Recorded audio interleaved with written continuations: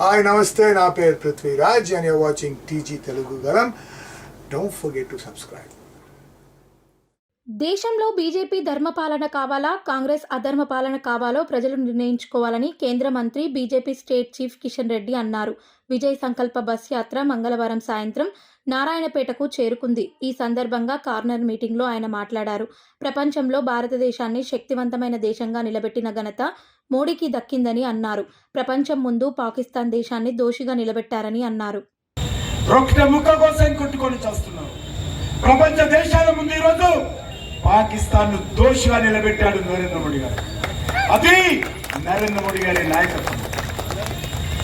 ఏ రంగంలో తీసుకున్నా, అది రోడ్లు కావచ్చు, అది వ్యవసాయం కావచ్చు, అది బలహీన వర్గాలు కావచ్చు, అది దళితులు కావచ్చు, ఏబిసిడి వర్గీకరణ కావచ్చు, ఏ విషయంలో తీసుకున్నా నరేంద్ర మోడీ గారు ధర్మం పక్కన ఉన్నాడు.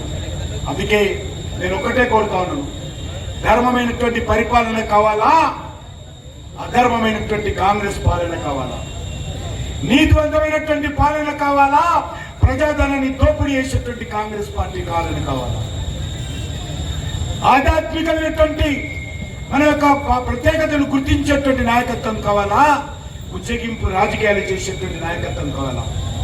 దేశంలో ఆలోచించాలి. ఏ రంగంలో తీసుకున్నా